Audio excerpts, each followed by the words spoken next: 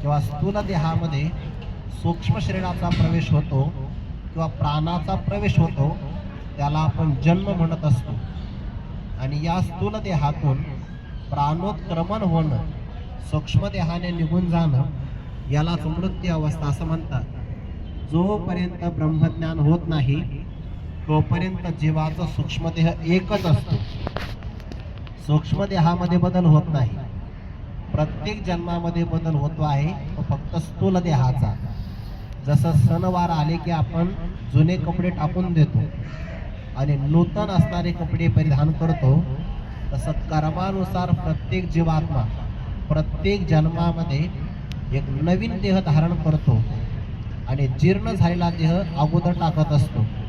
निसर्गामध्ये असणारी एक आळी आहे, ती गवताच्या पात्यावर जात असताना जेव्हा पुढच्या पात्यावर आपला शरीराचा भार टेकविते, तेव्हा आपल्या पायाचा मागचा भाग उचलते. जोपर्यंत तिला पुढचा आधार मिळत नाही तोपर्यंत मागचा शरीराचा भाग ती उचलत नाही. तसं कर्माच्या वश होऊन जोपर्यंत जीवात्मा पुढच्या देहाची तयारी करत नाही किंवा पुढे कोणत्या देहात जायचं हे निश्चित होत नाही, तोपर्यंत मागचा देह तो सोडतच नाही. मागचा देह तेव्हा सोडतो जेव्हा पुढे देहाची तयारी होत असते.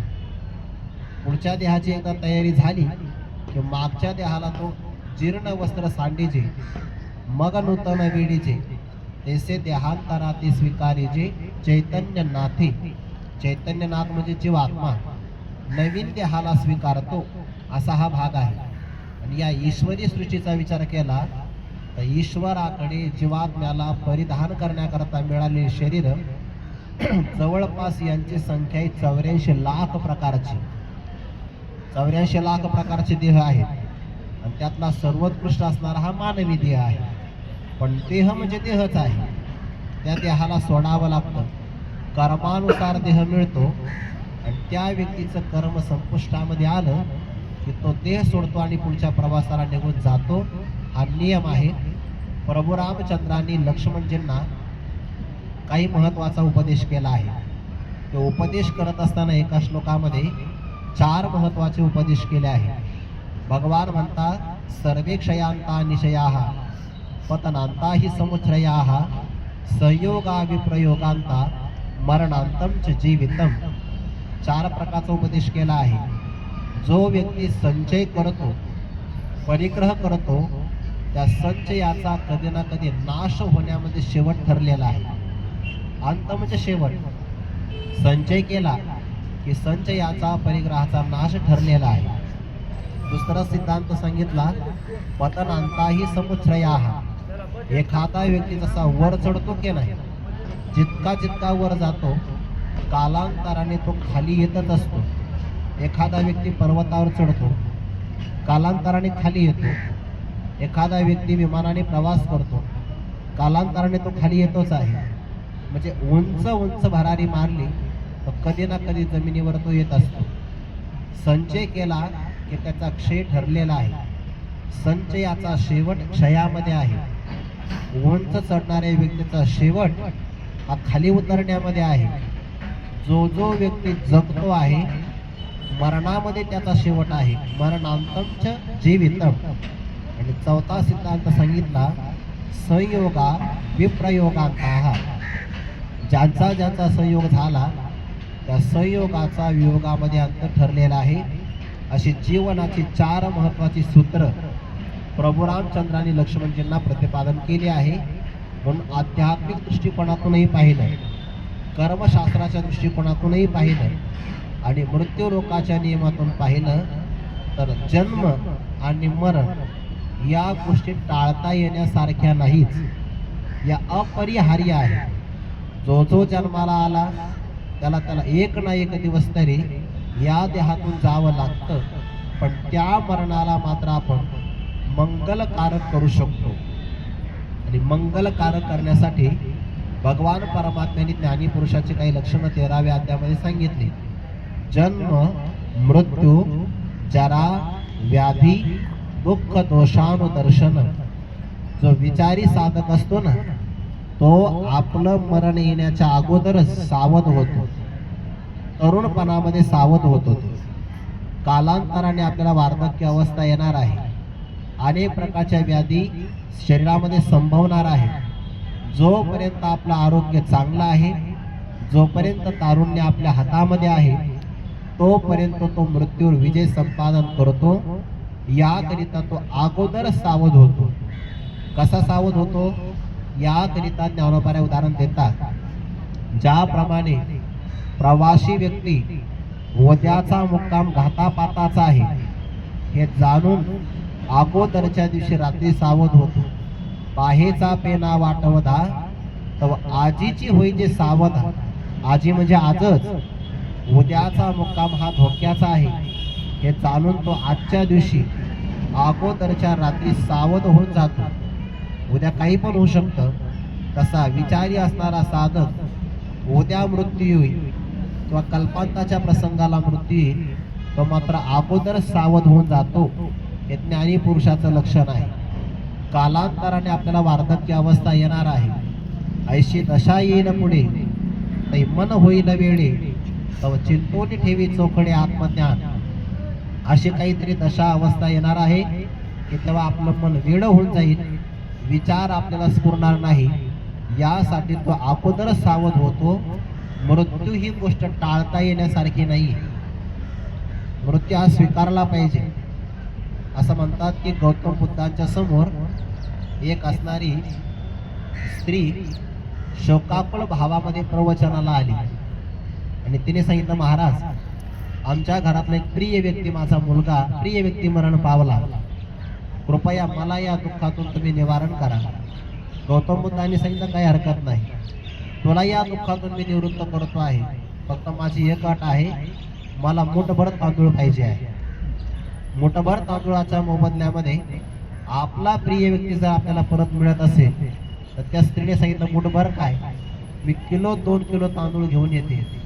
त्यांनी सांगितलं, नाही, फक्त मला मुठभर तांदळाची अपेक्षा आहे. पण माझी दुसरी अट मात्र अशी आहे, बरं, ते मुठभर तांदूळ त्याच घरातले मला चालतात की ज्या घरात आज तागायत कोणाचाही मृत्यू झालेला नाही. ते आनंदाने गावात जायला निघाली. कुणीतरी मला मुठभर तांदूळ द्या. बऱ्याच महिलांनी तिची शोकाकुल अवस्था पाहिली आणि मुठभर तांदूळ तिच्या ओटीमध्ये घातला. तांदूळ घेतल्यानंतर लक्षात आलं की दुसरी अट आपली आहे, या घरात आतापर्यंत कोणी मरण पावला की नाही, पाहावं लागेल की नाही. आणि मग तिने विचारलं, थांबा, तुमच्या घरामध्ये काही दुःखद घटना घडली का? म्हणे हो, तुमचे तांदूळ मला चालणार नाही.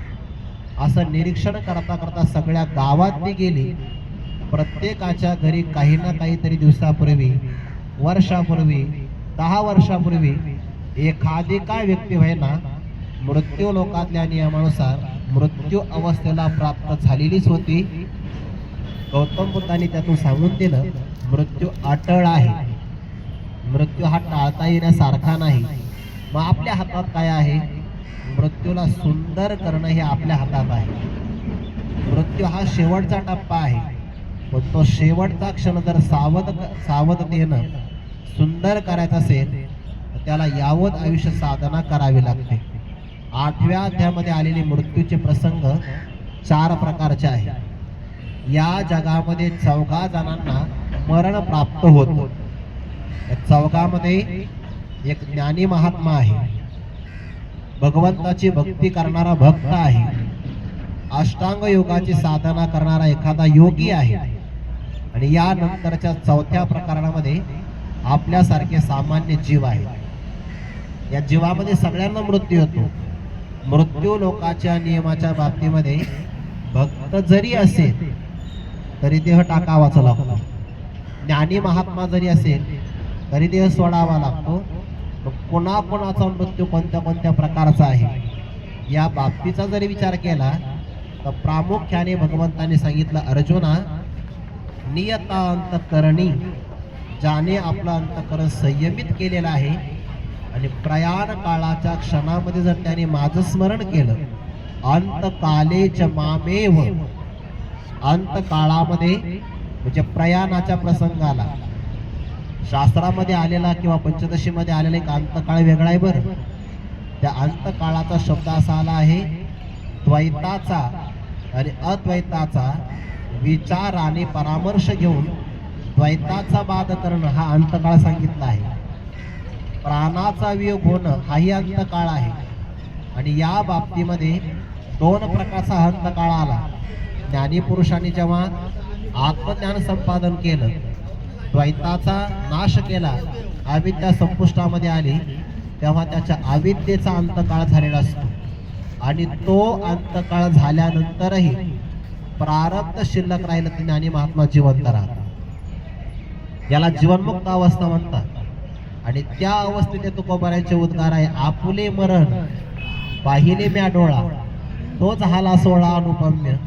म्हणजे स्वतःच मरण स्वतःच्या डोळ्याने ज्ञानाच्या भूमिकेत पाहता येतं. कोणतं मरण? अविद्येचा, म्हणजे ब्रह्मविद्येच्या द्वारे अविद्येचा नाश होणं हे त्या अविद्येचं मरण आहे. आणि ती अविद्या आपली उपाधी आहे, आपल्या सूक्ष्म देहाला कारण आहे. आणि आपल्या विचाराने सूक्ष्म देहाचा स्थूल देहाचा बाध होणं हे मरणच आहे. हा अंतिम काळच आहे. पण त्या अंतकाळाच्या नंतरही महात्मा जिवंत राहू शकतो, म्हणून त्याला जीवनमुक्त अवस्था असं म्हणतात. आणि सामान्यपणे आपण जो अंतकाळ म्हणतो त्या अंतकाळामध्ये प्राणाचा वियोग ठरलेला आहे. पण अंतकाळामध्ये भगवंताची जीवावर फार मोठी दया आहे. या दयेमध्ये अंतकाळामध्ये देवाने आपली संधी दिलेली आहे. संधी कोणती दिली आहे? अंतकाळी ज्याच्या नाम आले मुखा, तुका म्हणे सुखा पार नाही. प्राणोत्क्रमण होत असताना देवाचं नामस्मरण जर आपल्या मुखाला आलं तर आयुष्यभर आपण काय केलं याला महत्व नाही. पण अंतकाळामध्ये जर देवाचं नामस्मरण मुखाला आलं की त्याला देवाच्या स्वरूपाची प्राप्ती होते, हे तेवढंच खरं आहे. पण अंतिम काळामध्ये देवाचं नाव येण्यासाठी सुद्धा आयुष्यभर साधनाही करावी लागते. हाही भाग महत्वाचा आहे. आजामेळासारखा एखादी व्यक्ती असेल आजामेळा ब्राह्मणासारखी, की पुत्राचं नाव नारायण ठेवलं आणि अंतिम काळामध्ये असा नियम आहे, जे जास्त आवडतं ते त्याच्या डोळ्यासमोर येतं. देवी चितेनी अवसरे, जे आवडोनी जीवे उरे, त्याची मरणाची मेरे फार हो लागे. आणि मरणी जया जे आठवे, तो तेची गती ते पावे, मनोनी सदा स्मरावे मातेची तुवा. देवाने नियम करून दिलाय, अर्जुना मरणाच्या प्रसंगाला जे आयुष्यभर आवडतं ते आवडणारा पदार्थ नेमका मरण्याच्या प्रसंगाला समोर येत असतो. आपल्या आवडीत जर सीमित असेल, सीमित म्हणजे एकच आवड असेल, तेवढी एक आवड आपल्या समोर येऊ शकते. आणि जे आपल्या समोर आलं, आयुष्यभर काय साधना केली हे साधना सुद्धा कधी कधी बाजूला राहते. आणि मरणाच्या प्रसंगाला जे स्मरण आलं त्या स्मरणानुसार जन्म मिळतो. आपल्या भारत देशाला ज्यांच्यामुळे भारत असं नाम प्राप्त झालं, ज्यांच्या राज्याचं वर्णन नाथ महाराजांनी केलं, ज्ञानोबांनी मदालसा अभंगामध्ये केलं. आता तो राजा काही सामान्य असणार नाही. भरत राजे हे त्यांचं नाव आहे. ऋषभदेवाच्या 100 पुत्रापैकी ज्येष्ठ असणारे कोणतं? भरत राजे. सगळं अनुकूल राज्य, परिवार, संपत्ती, सैन्य सगळ्यांचा परित्याग करून वनात निघून गेले. वनामध्ये आराधना करता करता एके दिवशी नदीच्या पात्रामध्ये उभं राहून स्नान करतात, सूर्याला अर्घ्य देतात. ते अर्घ्य देता देता गर्भवती असणारी एक हरिणी पाणी सेवन करण्याकरता जलाशयापर्यंत आली. सिंहाने सिंह गर्जना केली आणि ते पळता पळता तिचा गर्भपात झाला. त्या हरणाची जे पाडस आहे ते नदीच्या प्रवाहामध्ये वाहून आलं आणि तेवढ्यात भरतांना दया आली, ममता निर्माण झाली. अगोदर दया वृत्ती होती. दया चांगली आहे, पण दयेच्या पोटातून ममता आली की मग घातक आहे. त्या हरणाच्या पाडसाला घरी आणलं, अग्नी पेटवला, त्याला शेकवलं. चांगल्या प्रकारचा हिरवा लुसलुशीत हिरवागार चारा त्याला खाण्यासाठी आला.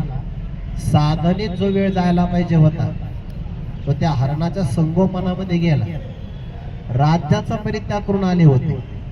मुलाचा मोह नाही, पत्नीचा नाही, धनाचा नाही, राज्याचा सुद्धा मोह नाही. सगळ्या पृथ्वीवर त्यांचं एकट्याचं राज्य होतं. म्हणून त्यांना सम्राट म्हणतात. सम्राट, चक्रवर्ती सम्राट. संपूर्ण पृथ्वीचं चक्र, त्या संपूर्ण चक्रावर एकाच राज्य. एवढा मोठा त्यागी असणारा महात्मा फक्त अंतिम काळामध्ये एका हरणाच्या पाडसावर प्रेम जडलं आणि परिणाम जो मृगाचे निस्मरणे निमाला, या लागी तो मृग जन्म पावला. मृगाचं स्मरण झालं म्हणजे हरणाचं स्मरण. दुसरा जन्म हरणाचा मिळाला. दृष्टांत मला त्यांच्या जीवनातले उणीव सांगायची नाहीये, पण मरणाच्या प्रसंगाला जे आठवत ते गतीच प्राप्त होते. आगा अंतीची यामती साचपण पुढील गती, अंते मती सा गती. मरणी जया जे आठवे तो तेची गती ते पावे, हा नियम आहे. देव म्हणतात म्हणून सदा स्मरावे. सदा शब्द वापरला बरं. देवाने असं म्हणायला पाहिजे होतं, म्हणून अंत काळी स्मरावे मातेची तुवा. पण देव तसं नाही म्हणले, कारण देवालाही माहिती आहे अंत काळी नामस्मरण मुखामध्ये येण्याकरता जर हा जीव सदा स्मरण करेल तरच अंतिम काळामध्ये त्याला ते आठवेल. काही शब्द आहे त्या अनुभाऱ्यांचा. म्हणून सदा स्मरावे मातेची तुवा, अंतम काळी अंती काळी स्मरावं असं देवाने सांगितलं नाही. अंतिम काळा स्मरण होण्यासाठी आयुष्यभर स्मरण करावं. मरणी जया जे आठवे तो तेची गती ते पावे, म्हणून सदा स्मरावे मातेची तुवा. जीवाचा सामान्य जीवाला स्मरण झालं तर त्याला अंतिम काळानुसार गती प्राप्त होते. हा झाला पहिला मरण्याचा प्रसंग. दुसरा प्रसंग आहे योगी पुरुषाचा. त्या योगी पुरुषालाही मरण प्राप्त होतं, पण तो योगी पुरुष अंतिम काळातला जो भाग आहे ना, तो साधण्यासाठी साधना करतो. बरं, ज्ञानोबा म्हणतात उत्तराभिमुख बैसोनी, बाहेर पद्मासन रचोनी, जेवी सुख सोनी कर्मयोगाचे. तो पद्मासनाची रचना करतो, उत्तर दिशेला तोंड करतो आणि प्राणोत्क्रमण करत असताना सावध होऊन आपला प्राण सोडतो. त्या योगी पुरुषाला दक्षिणायन आहे का उत्तरायण हे सगळं पाहावं लागतं. दक्षिणायनामध्ये जर त्याने प्राण सोडला तर तो चंद्रापर्यंत जातो आणि पुन्हा संसारामध्ये माग येतो. योगी म्हणून चंद्रवेरी जाणे गणे, नाहीतर माग यावं लागतं. धूम्र मार्ग तो आहे. योगी पुरुषाला अर्चिरादी मार्गामध्ये जर प्राण सोडला तर मग तो माघारी येत नाही. अर्चिरादी मार्ग सोपा मार्ग आहे स्वरूपाच्या प्राप्तीसाठी. पण धूम्र मार्गामध्ये जर पडला दक्षिणायनामध्ये, त्याला मात्र माग यावं लागतं. बरं, त्याच्यामध्ये अग्नी हे पहिले पाय तरे, ज्योतिर्मय हे दुसरे, दिवस जाणे तिसरे, चौथे शुक्ल पक्ष, सामासामाचे उत्तरायण. योगी पुरुषाला प्राण सोडताना 5 गोष्टी पाहाव्या लागतात. पहिला अग्नीचं साह्य असावं.